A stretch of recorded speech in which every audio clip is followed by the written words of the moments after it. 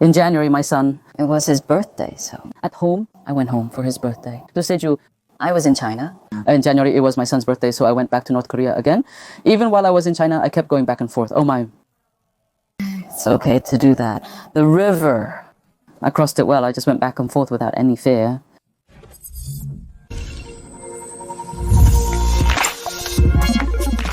Hello everyone, I'm Han Yumi. Today I've brought a special guest and come to see you all again. Hello.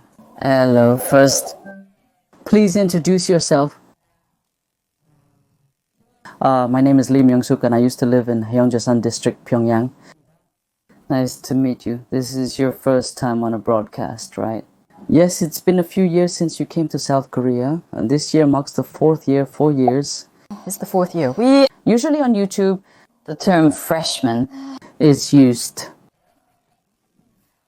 It's been 4 years since you came to Korea. Today is your first time appearing on Bangle Interview. You haven't appeared on any other YouTube channels, only on Bangle Interview.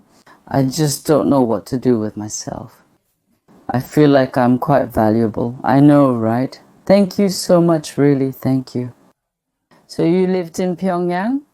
Yes, I did. Pyeongyang. Well, in North Korea, Pyeongyang is commonly called the capital of the revolution, isn't it? Not just anyone can go there, right? I haven't been to Pyeongyang myself. How did you live there? There, all I really remember is serving in the military. That's all I remember since I was young. I just joined the military at 17, so living on base is my most vivid memory. At home with my family. I just ate, went to school, things like that. You served in the military as a female soldier, right? When people talk about North Korean female soldiers, there are a lot of pretty pictures circulating here in South Korea. So you served your military duty in Pyeongyang, right? Yes, kind of. Should I call it a unit? It's the Pyeongyang Defense Command. The Defense Command, also known as Pyongo. That's what it's called. Pyeongyang Anti-Aircraft Artillery. Pyeongyang Anti-Aircraft Artillery. It's a unit with a lot of women, but it's a bit hard to talk about it in detail. First of all, my memories of military service are the best, and even now I wish I could go back to the army. How many years did you serve? I joined when I was 17, so it's been almost 20 years. You served for as long as 20 years. Yes, so you really spent your youth, your 20s, 30s, and even into your 40s serving in the military. I couldn't even date or do things like other people. Just my mother. With the person my mother introduced me to. And I got married and lived with him. During my younger years, I was pretty much alone like that. That's how I spent those years. On our show, we also have someone from the Air Force. There's an older sister named Park Hee-soon. She appeared on the show. She was in the Air Force and she also married someone from the Air Force. While flying, her husband unfortunately passed away, so she ended up living alone. She said that during her time as a female soldier, the supplies there were also really good. But how was life as an enlisted soldier? Life as an enlisted soldier actually wasn't good in terms of supplies. Honestly, among all the military positions, being an enlisted soldier is considered the most pitiful. That's how bad it is. The supplies were really poor. Back when I was a private, if we were hungry, the men would steal. And I guess the women did the same. But the women were a bit better. And since everyone knows about this, it's not something we need to hide. Honestly, when we were given our uniforms, we would sell them for money, tie them up, and walk around in really shabby clothes. That's how we lived. That's how things were in the military. Even when my aunt did her military service, the supplies weren't that good. Did things start to go downhill for me when I was about 26? After that, even getting family rations became difficult, probably because I was supporting my family by then.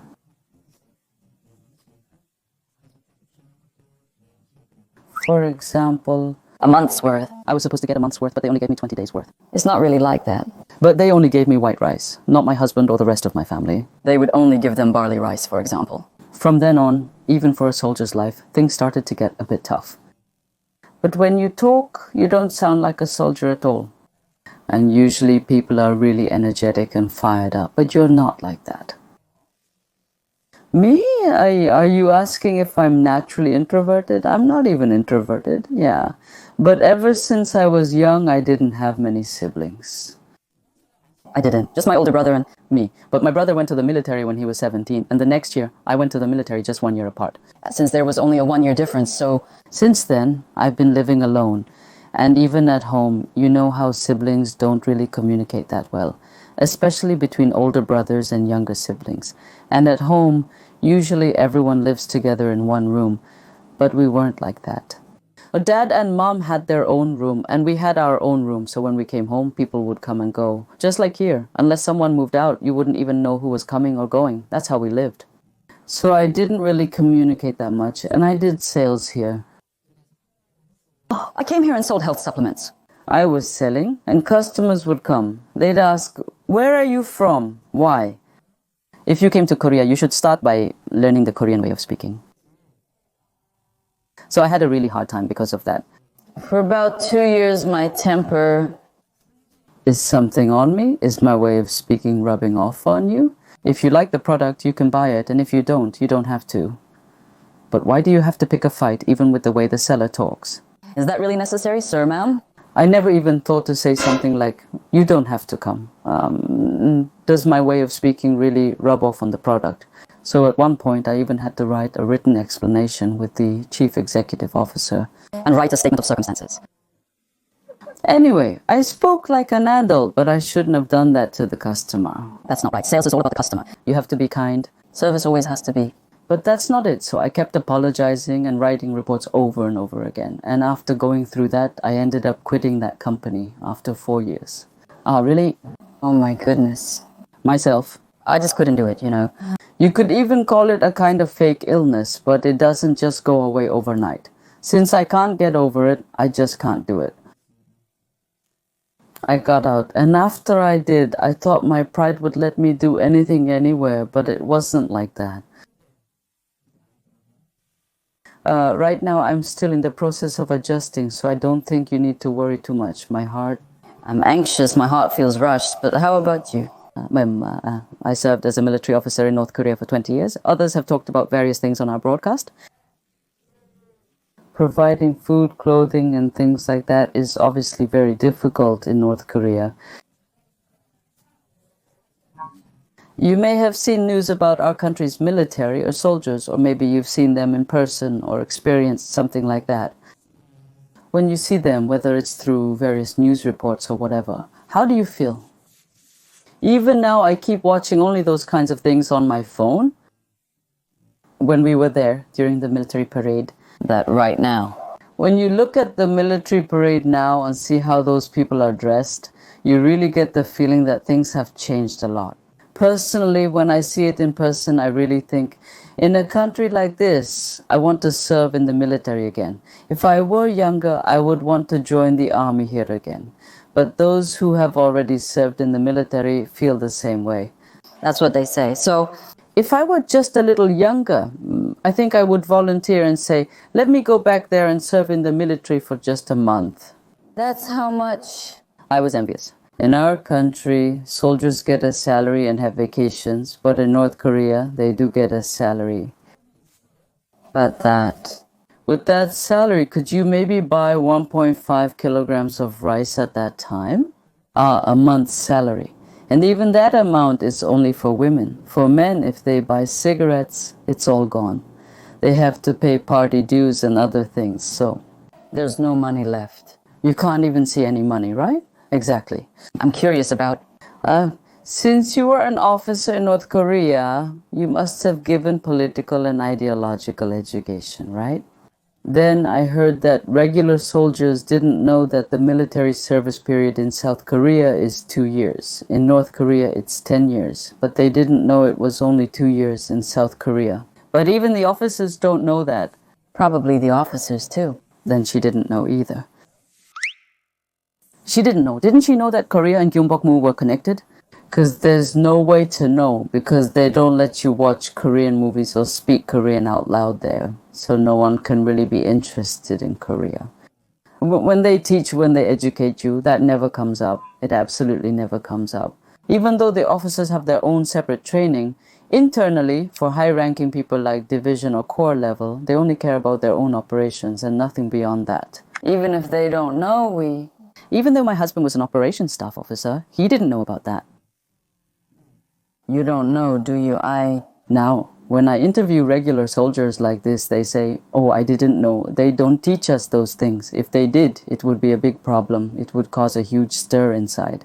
The soldiers say that? How do you feel about it? That's how it is. That's how it is. Obviously, the fact that we can't even speak Korean out loud right now, or even try to use Korean, shows what would happen. Because they're afraid there might be an operation to cause internal collapse. We're living in such poor conditions, but other people aren't living like this. And the fact that they can enjoy their daily lives in such happiness, everyone has their own desires, right? Right now, I'm breathing and living just to have a better life. Well, rather than just living well, it's more about making a living. And once I can make a living, then I want to live well. That's right. People who used to run businesses did it just to get by each day. But since I was able to live well at home, even after I finished my military service, it became harder and harder to get anything. And then, after my mother passed away, I just wanted to live like I used to. So even in my military uniform, I started doing business. It's bothersome. So rather than just making a living, I'm living this way to live better. You didn't know? No, I don't know. If I had known that, there probably would have been more internal conflict and more people coming here. That's possible, right? Maybe we would have all crossed over together holding hands. Young people wonder, why do I have to go out and serve in the military for 7 years, unable to eat properly, getting sick while marching here? I have to train hard for 2 years. It's ridiculous for me. Come here, serve in the military for 2 tough years, live well, and eat well. I want to, but I'm young. Don't you think young people would probably come over hand in hand? Exactly. I wish we could somehow let them know and have a group defection. Yes, really, whether it's bypassing USBs or whatever. I hope something like this could get inside the military and lead to a group defection, or somehow something like that could happen from within. I thought the officers knew, but even the officers... They didn't know either, maybe... there are probably many people at the corps or brigade level who don't know either. Only those in operations or staff positions would know, but for regular people like us at the company or battalion level or the soldiers... It's the same, no matter how much... Even if you were wearing a uniform with stars on it, you wouldn't know. You wouldn't even try to find out. You don't even try, and in North Korea... You spent your whole life in the military in North Korea getting better rations than ordinary people, living like that, and then suddenly... You ended up defecting all by yourself. How did that happen? My husband was a battalion operations officer at the time, but he was discharged. My husband was discharged first, so he was able to return home. At the disbandment. Because of the disbandment,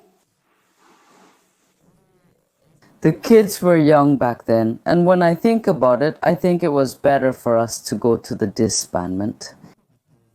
I was tired of living in Pyeongyang, tired of military service, and my brother and all our relatives were in chaos. Go to Haisen. They told me not to go, saying, if you go to Hyesan, you'll definitely commit a crime, so don't go.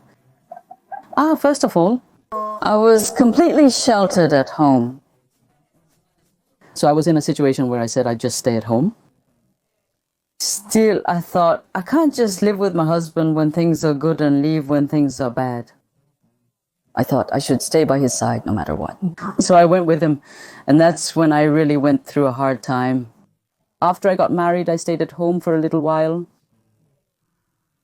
When it was time to eat, there was no rice, so we went there, but my mother-in-law was just boiling plain water without even cooking rice, even though her son was coming home properly. So I unpacked our backpack, took out some rice, and cooked it for us. That's when the hardships began. That's when it all started. It was really something. Even if women from Pyeongyang get divorced, they don't follow their husbands to the provinces. That's right. I lived with a former university graduate, so do you know what kind of hardship I went through there? More than struggling to find food. Emotional hardship. You know what kind of emotional hardship? In the neighborhood, when you all were sitting around chatting and I walked by, hey, all the Pyeongyang women come to Yolim Gate and run away, so why don't you leave? It's because you hurt my family's pride. There are always troubles after getting married. I'm telling you because problems keep coming up. My mother-in-law came out and said, Nimom, that's why the daughter-in-law in that house is so strong-willed. So I said, if my mother-in-law leaves, she can leave, but I won't leave. That's how I acted back then. So you lived together until the end? While living with my mother-in-law, my brother-in-law was quite a talker too. He would go out drinking, run up a tab, and then I had to go and pay it all off. A brother-in-law like this? I had one. So while I was running around with all 10 fingers and toes, my brother-in-law, who was even stranger than me, would ask, "Why are you living like this?" I told him, "I've let everything go. I've given up on everything." I told him to live properly, but my mother-in-law said even a disabled child is precious. She treats him as the most precious because he's the most useless son. She kept arguing with me, saying I was always criticizing her son. That's what happened after that. That's when my emotional struggles began. So I was thinking, should I just leave or not? But then I thought, no, I have to find a way to survive here. So then instead of going to China, I ended up on the streets selling herbs and things like that. There were people doing business there. When I came down from Pyeongyang, I brought everything I needed to do business. I brought them like cigarettes. I sold cigarettes and... I brought everything to try selling things for money too. But I have 2 brothers-in-law, and they've both been taken advantage of by their co-workers and even their own families, just like that. So that's why. I thought, this can't go on. I asked what makes the most money here, and they said smuggling. At first, I couldn't bring myself to smuggle. So if you go to Gapsan, over there, Dongi, it's cheaper. We transported that one. If you get caught with that, it's considered smuggling. At first, I just followed other people around. I would just sleep like this on the boat. When they came, my toes would get all swollen, but everyone in the house would just sleep. When I walked home alone at midnight, I really lived a life that brought me to tears. So I thought I couldn't go on like this and started money trading, exchanging money. You needed to have a lot of money, like United States dollars and Chinese money, and you had a lot of it. I had a bit of potential. I had it, and then I couldn't even do business with money. I realized I couldn't make money. I kept getting cracked down on and chased. I thought, if this keeps up, I'll end up in prison. They'll take me away. I didn't want to exchange money or buy things. I didn't like squid, and living like that, I just couldn't do it anymore. In China, I came to China. I crossed over. And as soon as I did, that same day I contacted my family because, when you come to China, it's like that. And now we're somewhere else again. We go somewhere else. I saw the person who handed me over, the Chinese person, and the money. Asked for money. I had to save my children, so I handed over the money that day. Sent them off to the military. Sent my husband to the military and did all this. Hand over the money. Sent him. Then after I settled down there, I got a house. And in Hasten... No, in China, I got a house and started working as a broker, just like before. Oh, you worked as a broker in China. I got an empty house for people who wanted to come over. I took them and brought them to Korea. I sent them, those who wanted to go to Korea. Back then, I didn't know about the Korea-bound ships. I sent just one person, but I couldn't find them. I did that for about 6 months, and then in January, my son... It was his birthday, so... At home. I went home, birthday. To Seju. After being in China. In January, it was my son's birthday, so I went back to North Korea again. Even while I was in China, I kept going back and forth. I did. Like that. Even if you do, it's okay. Kangil. I used to cross it well. I just went around without fear, but still, there must have been someone looking out for me. Maybe some Korean Americans too. I also had someone looking out for me there, so I was okay. I went there a lot. In January, that I went out for my birthday, and my husband has a lot of money. Because it's me. Since I didn't know what would happen if I kept the money in China, I sent it all. My husband then caused another problem with that money. So the women looked at me with prejudice. In that house? A man lives alone and takes care of the house by himself, even though there are so many family members, his mother-in-law, his brother-in-law, our children, and he only uses Chinese money, just eats meals. That's how he lives. Women are attracted to him. Women... Right. Those women were jealous and envious over one man. And the day I got involved, I think the women ended up fighting each other. That's how I got caught. Because of a phone call, the women overheard my husband calling me. My husband made a mistake with the call, and that's how I ended up getting involved. I had no choice again. I got caught again. And I was trying to leave North Korea in the evening, but there was a curfew, so I got caught. They reported me, so I went to the security department. They reported me, so I went to the security department with my husband. So I told my husband not to say anything and to put all the blame on me. But when they pressured him, he confessed everything. But I still hadn't Confessed? Because I couldn't confess. If we both confessed and our stories didn't match, it would just get worse and more would come out, so I couldn't confess. But since I wasn't confessing at all, they started treating me like a husband. They brought my husband's statement and said, "Look at this, your husband confessed everything, but you won't?" When they waved the paper at me, I managed to sneak a peek at a few words.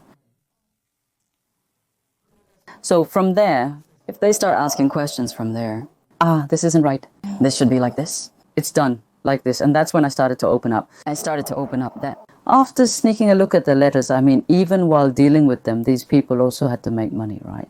I have money. Since they know I have money, what are they going to do? Your kids are still young, but since I don't see them much, do you know what they do? That's what being truly cruel means. The kids went to the sports club. The sports club was right in front of the boibu. They took the kids from their academy and brought them to the boibu yard. They made them stand there. They made those little ones stand there. And then they told me to look down from there, saying, "Your son is here because of you." It was like an interrogation scene in a movie, like what kidnappers do. Just like in the movies. I don't think even Korean women, no matter what happened to them, would have done that, taking the children away.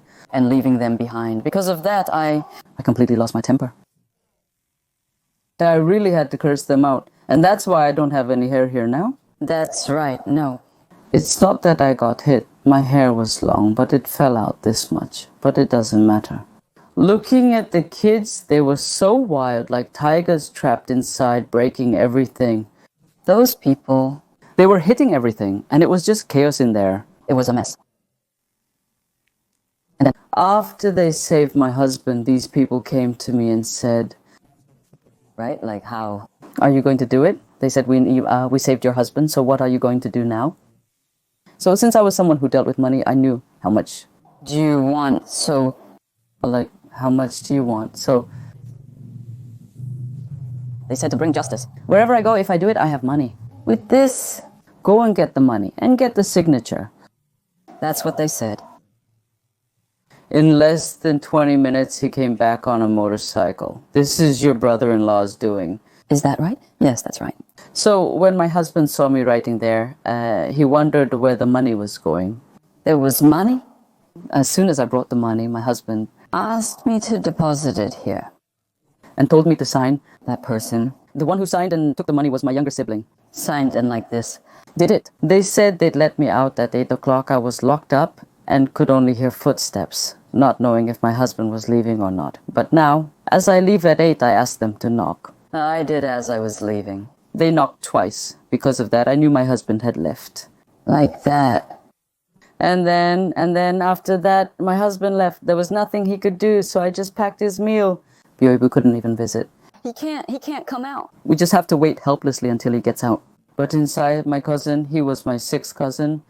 There was someone guiding us in a more organized way, like a vibe leader. He used to say, "I can't live because of my sister." But now he was acting as an informant. So he brought it up. That's how I was acquitted after a month. But even though I was acquitted, I thought, I can't do this anymore. Let's go. And tried to leave. But as I was about to leave, the women said, since there's nothing they can do about the boibu, they had connections in the safety bureau. These women...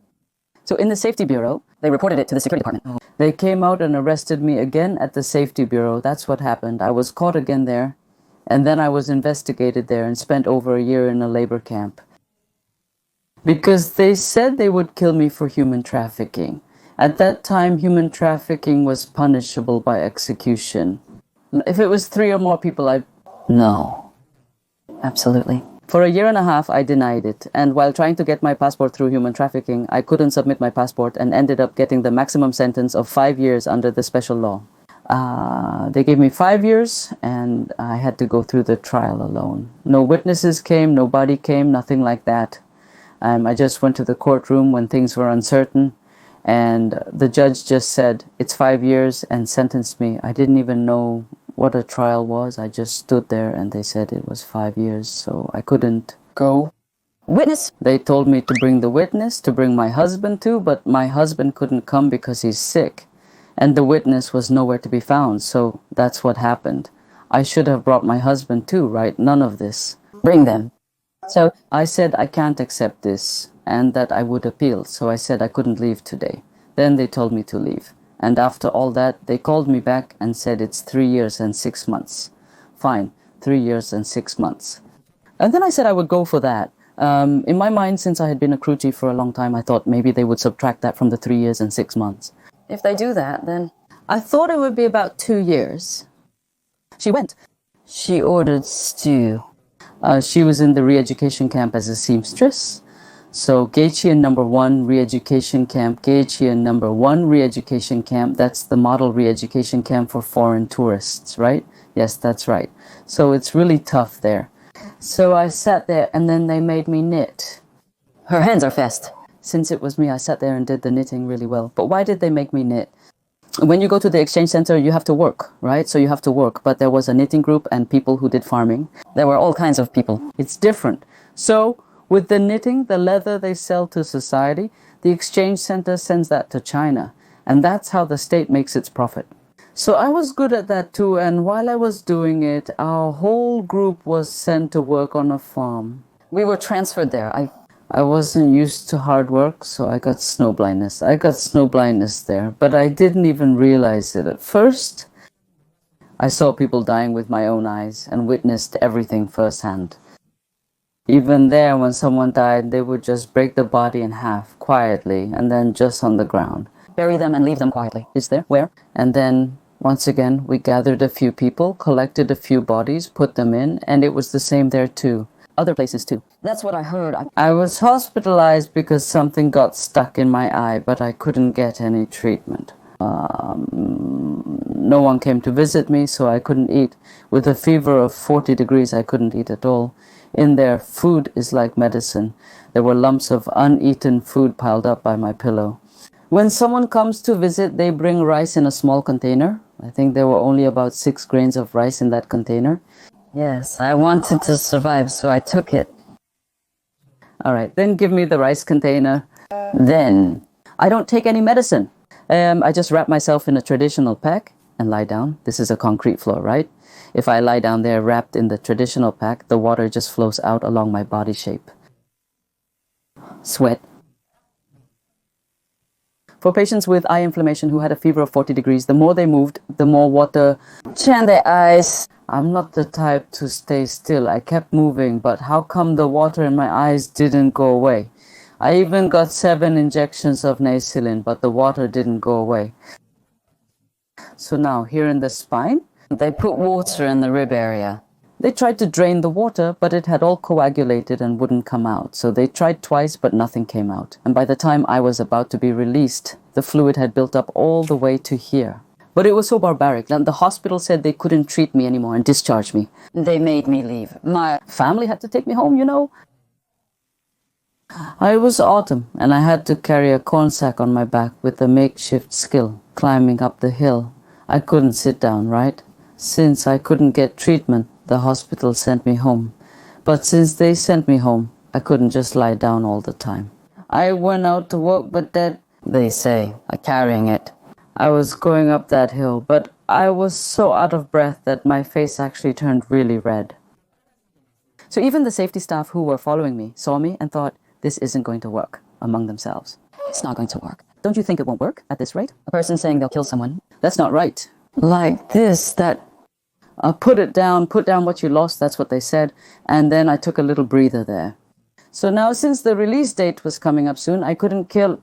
I thought I shouldn't do it, so... They told me to take a couple of days off, so I did. I stayed until the water filled up and I was released.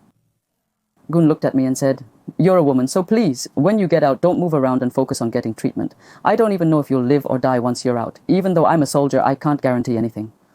So I left. When I came here, the medical treatment was so amazing that I was at a loss for words. Oh my, at home? But when I came, I thought it was a house, but there wasn't even a floor. There really was no floor. No. Now they laid down this kind of leather mat, but back then there was nothing like that. We were just struggling to get by. These kids, my brother-in-law and my husband, the two of them were supporting us. Why doesn't my brother-in-law work a bit? I told you before. My brother-in-law only cares about drinking and doesn't work either. And my Brother-in-law is old, so can't do it, and my husband will be discharged soon, so if they tell him to come to work, he just goes, and the kids are the ones supporting us. So when people ask, what did you do? That's what happened. I just followed the neighborhood kids to make plans. went around and gathered wood. When I got there, the house looked shabby, but there was a huge pile of chopped wood all around it. Who did this? They said, Mother and I went to the mountain and brought it back together. I told them, you're sick and have a fever, so don't go. Mother, if I don't go, everyone else will take everything for themselves. So they said that and went. The people in the neighborhood wondered who Hana takes after, and they said she takes after her mom, that she's really tough. It makes me cry. Those words make me cry. Tears. They do, even at 10 years old. Those kids who shouldn't have to, trying to support those adults. After that, I felt relieved. Even if I leave them behind now, they can survive. I felt relieved. So I was bedridden at home for about 5 months, and I just couldn't bear to watch the kids go to the mountains anymore. So even if my husband and I go out within about 100 meters from here, I'm under surveillance and there's nothing I can do anymore. I'm not cut out to run a food business like other people, so if I want to do business, With my level of confidence, I would have to do something like that, but I can't live here. I can't raise my kids like that, so I made up my mind. Either come with me or let me go. There's no guarantee that I won't end up in prison again if I stay here, so my husband, because of his guilt, since it was because of him that I went, he felt guilty and wondered what would happen to the kids. So when I said I wanted to take them with me, he said he'd prefer to leave the kids here. So my husband knows that my whole life revolves around the kids. He was worried that if I left, I might not come back, or that I might pretend not to know and not help out financially. At that time, I thought I might die on the way, so I felt it was better not to take the kids with me. I decided to come here first, settle down, and then bring the kids over comfortably, so I left them behind. So when you left, did you plan to go straight to Korea from there, or were you just heading to China? I never thought about coming to Korea, because while living in China, I thought I would just go back and forth and see my children. But China... even after coming here now, I decided to live honestly and joined a sewing company. So I lived like that, getting my paycheck and sending it home on payday, just as it was. One day, when I was about to take the bus, they said I needed to buy an identification card. Right up until then, I had been riding the bus without buying an identification card, just carrying my old one. But that didn't work anymore.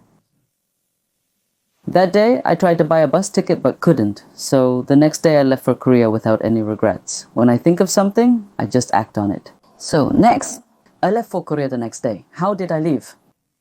Where, that route, did you have it? It's just that I did that kind of thing a lot, so I said, I'm going to Korea, so please connect me. And then the train ticket. I took the ticket and stayed one night. I made it a 2-day trip and got a sleeper car. I took it all the way to Nanning. After arriving, I crossed over to Vietnam by myself. Usually there's a team, but I was alone. I was planning to stay in China for a while, but like most others, I didn't have any identification. Without an identification, if you get caught, that's what happens. So that's how I came to South Korea. You ended up coming here. Listening to what you just said, it sounds like you live alone now and feel very lonely.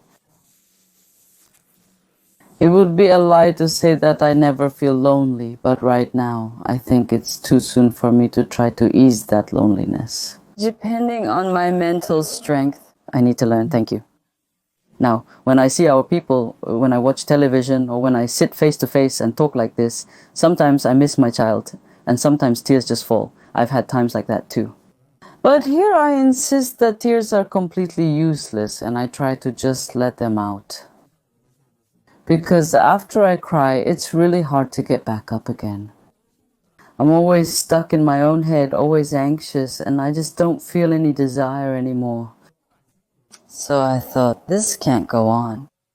So I thought, what's the point of crying? Instead of spending time shedding a single tear, I should go out and make money, earn some money. When I thought I was finally getting on track, I hoped I could set up my own home and maybe find my own position in life. But as I get older, I feel like I can't do anything. And with each passing year, I get more anxious. That's right, I get anxious. I haven't accomplished much, but I'm just getting older. Those kinds of thoughts Come to mind. for me like this. When I appear on television, I want to promote how our people have struggled through history and how we are living happily now. But the past is just something to be determined about. If we keep holding on to it in our hearts, it doesn't really benefit us much. We can't forget the past, but what I want to say is that what's important is how we plan to live tomorrow while living in the present. Thinking about how I lived in the past and wanting to live just like that in the future, I've realized that kind of desire isn't necessary.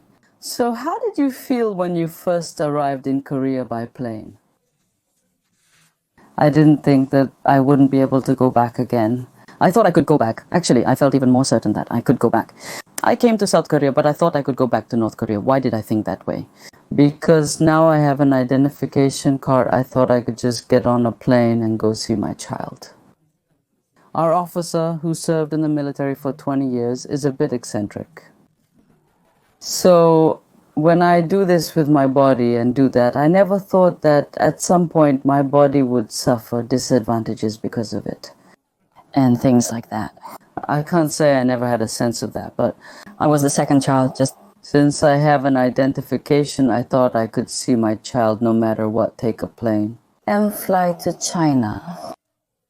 And see my child there, that's what it means. I thought that by going back and forth, my children could also find a way to live. Open up a path for them. And I also By going back and forth, my children... see them now.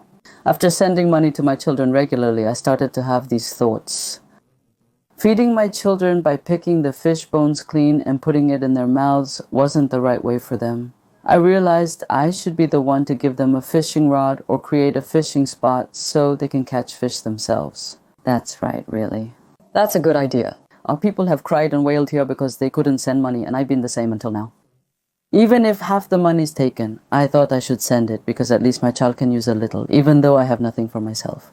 But now that I look back, it wasn't like that. It was a love full of tears. money. Since I don't send money, they call me saying they're having a hard time, saying your daughter is struggling like this. Let her struggle, fine. Let her struggle. I tell her to figure out how to live there because she has to survive there. Here, I'm trying to prepare a foundation for you to settle there. A family like that. Since I'll be closing that off, you need to figure out a way for me to survive. So I haven't contacted them for several months now.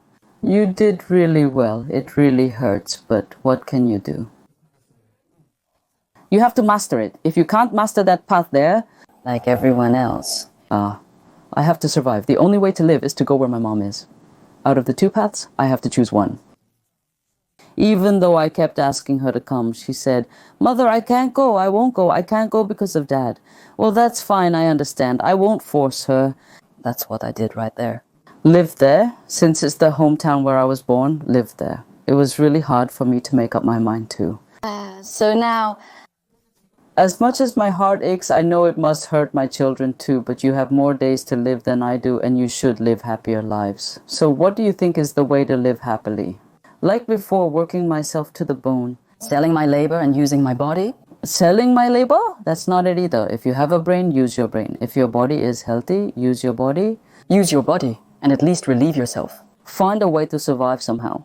But since I haven't lived a hard life, I should choose a way that's not difficult. That's it. Hanwha Won, the National Intelligence Service, I've been through all of them. You left, right? From the National Intelligence Service. You heard, information about it in China. When I was living in China, I didn't think about coming to Korea, so I wasn't really interested in this place. But my friends who had already come to Korea said, Unni, I'm living so well here. Hurry up and come. You should come quickly too. I said, I'm not going. They kept telling me to look at the house on video call, to check out the house. Well, how did you feel being asked to look at the house through a video call? Well, for me, It just didn't feel real to me. So, other than what I received here at Hanwha, there really wasn't anything else for me. I just bought a bed because I didn't really desire material things.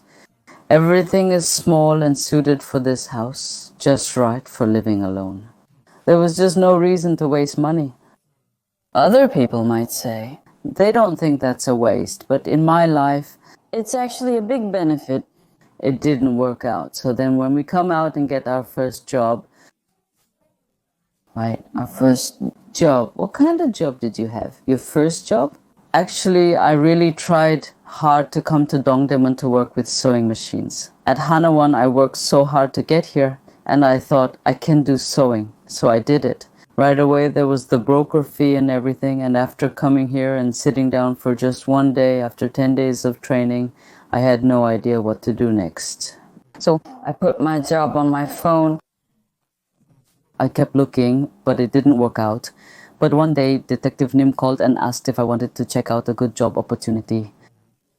The way they spoke when selling things and the intonation didn't suit me, so I wasn't sure if I could adapt here or why I should jump into a sales job right away. But they told me to just try it, and if I couldn't do it, I could leave. So I went with Detective N, and when we got there, the chief executive officer asked me if I could do this job during the interview. I said, "Is there anything I can't do if I put my mind to it?" You have to keep doing this consistently. Yes, you have to, the chief executive officer said. As long as you don't rush it, you can keep doing it. That's it, like this. I just came out. But my mother said, if you're going to work, you should at least wear proper clothes and shoes. Don't worry, I'll take care of it myself. And then I left. I didn't think I could do it. What did you receive? There are over 1,000 kinds of medicinal herbs. So many kinds and Processed foods, space foods, and powders. At first it was difficult. I had to learn where everything was, and the customers. I had to respond to customers and also handle deliveries. I had to pack parcels too. But really, at night, what do we use our phones for? We just put them all in the storage box. We put them there and secretly, We took pictures, marked the locations, studied them, and after 6 months, we knew all the locations and started selling normally. I was packing parcels, and because of the way I spoke, they said there was nothing I could do alone. So I thought, well, there's nothing I can do. Because of my tone, it was hard to deal with people. After that, people started commenting on my tone, and I had to face customers. That place is a tourist spot run by the Korea Health Management Association, and right in front of it is the Korean Medicine Promotion Center. Because of coronavirus disease 19, there aren't as many foreigners as before. they used to come a lot. Because of that, it was a bit more advantageous to have been in China. I could understand Chinese even if I couldn't speak it, so I sold things like red ginseng and ginseng to Chinese people, sometimes making 5 million one a day. My daily sales were that high. After that, I started to feel a bit proud of myself. I thought, I can do this. I gained confidence and felt like I could really do it now. After about a year, my position got a bit higher, and as that happened, I started to gain more courage. The chief executive officer really helped with that too. He supported me and encouraged me along the way. So after that, I started to know how to work. Because I know Korea. The way people work just doesn't satisfy me, so I end up turning things upside down again. I'm just too honest. Because I know how to work. When new Korean people come, When new people come to work, they don't know how to work and act bossy, right? They act bossy and it just explodes. They act bossy. It's true that frogs forget they were once tadpoles. So they say, you shouldn't do it this way. Why are you doing it like this? Korean people speak kindly, like, you shouldn't do it this way. But for me, that's bothersome. I'm already so busy, I don't have time for all that. When am I supposed to say it this way or that way or beat around the bush like that? Still, I know I should teach kindly and do it that way. But if I don't, then of course people won't like it. But you know how we are, sometimes we curse or say harsh things, but we also have that sense of understanding. If someone is struggling, we help them out together, you know? So at first, these people have a hard time getting used to me and say, oh, I'm scared, this place is scary. But as time goes by, they realize that's not the case. this person's True value? is recognizing their true value. Even now, I often have meals with my coworkers, so since I live alone, they think I might not be eating properly. The person who called earlier is also a coworker. Today is a day off, so they asked me to have a meal together. The one who called? So you still have a close relationship with your coworkers? Yes, I do. Even though I'm not very good at talking, I ended up working in one of the most challenging service industries. So customers? Dealing with customers was the hardest part. Yes, it's difficult.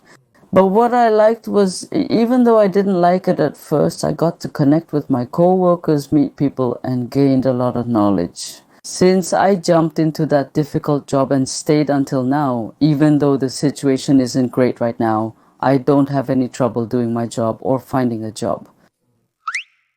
You've gained confidence, right? They say don't go ahead and interview anywhere, but we've never received that kind of love or support. I've never been able to, not even once. Not even once did they say, I'll call you separately, and then not answer. That never happened.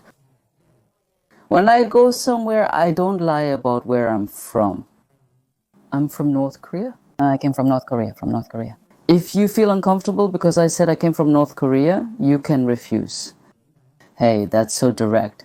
The military way, because as far as I know, that's pretty common, but I'm not saying you should just say no if you don't like it, because it's meaningless like that.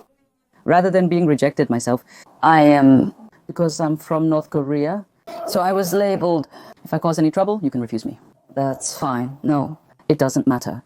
I don't get hurt like this. That's how I do it, and come out, and then they say, then come out. That's how it goes. You're really bold, but still, even at your age, is there anything you're afraid of? No, I don't have any. I guess I was just born that way. I haven't really felt in danger or intimidated by anyone yet. That's amazing. So, what are you doing now? What kind of work are you doing these days?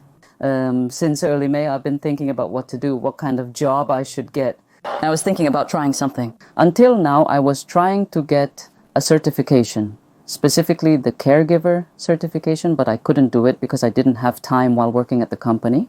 There were no weekend or night classes, so I decided I had to do this and applied for a card for nail art training. The card, that one. I couldn't use it for 4 years. It's a waste, so... Oh, I thought, I have to use this somehow before I get a job, so I'll do this. So I applied there and I did it. I applied and they told me to come, so now I'm going there to study.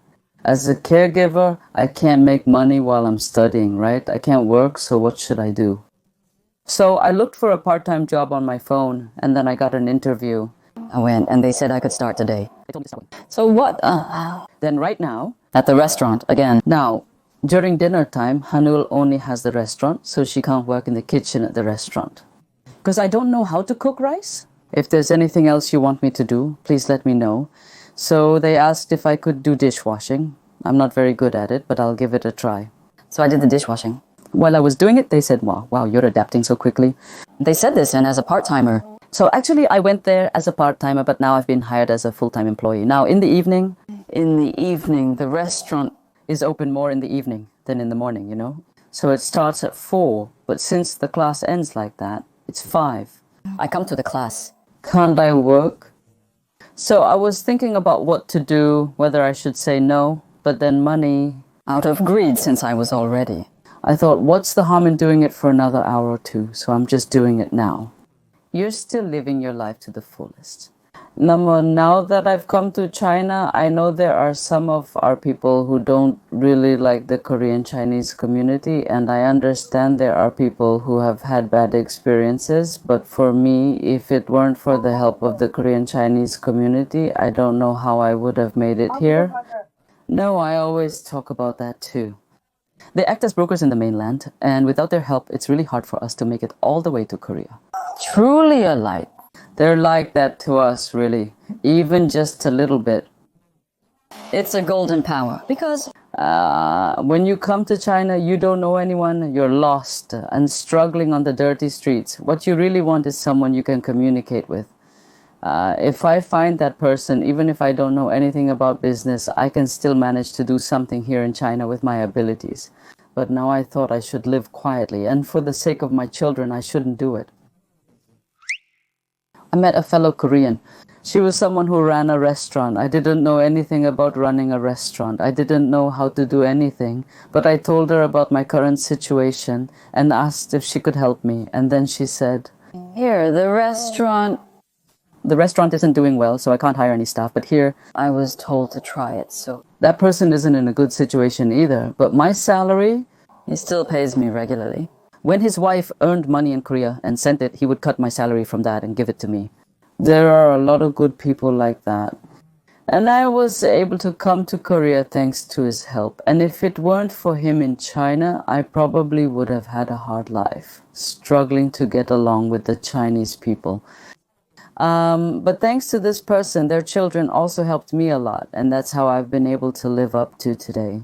I haven't really had any major financial difficulties so far. Still, since I received a small favor, I want to live without forgetting it, and I just hope that person does well.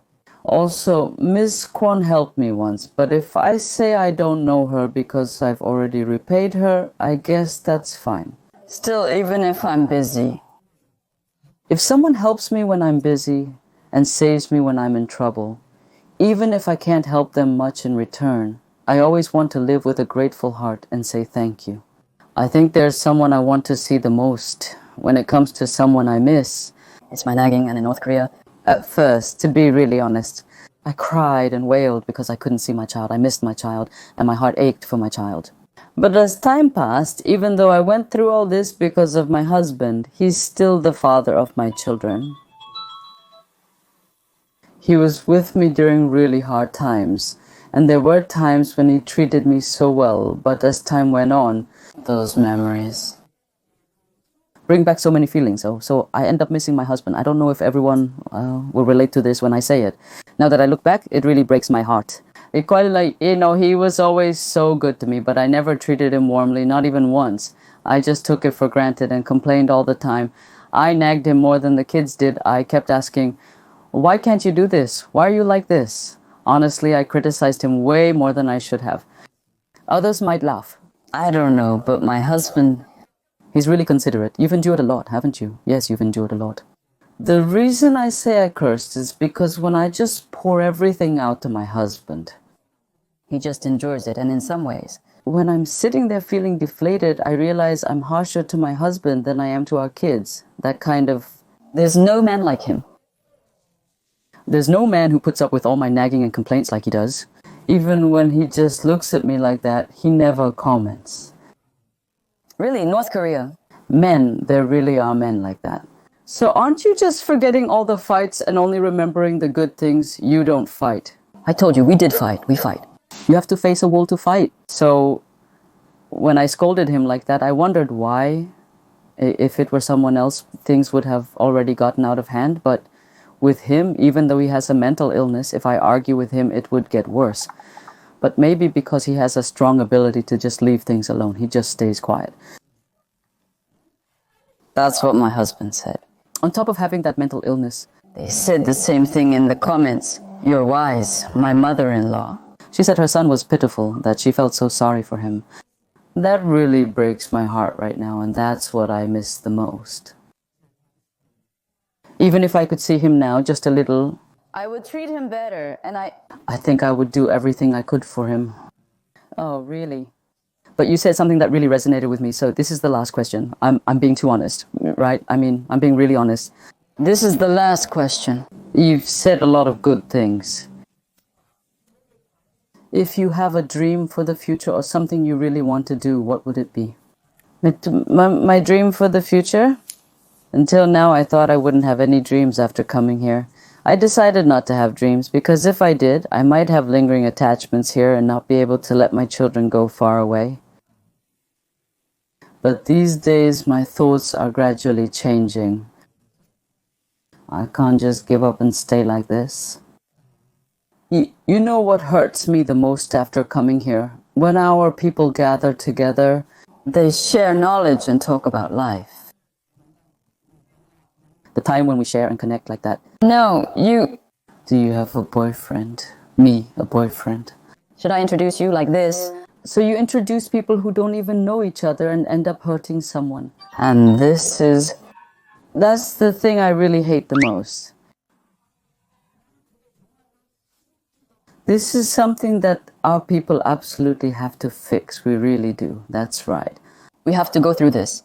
You could say that's the difference. Because whether it's the people here, the Gaipo people, or Koreans. I found that there's just one reason why they misunderstand us. When I looked into it, someone gave me some good advice. There's just one reason for that.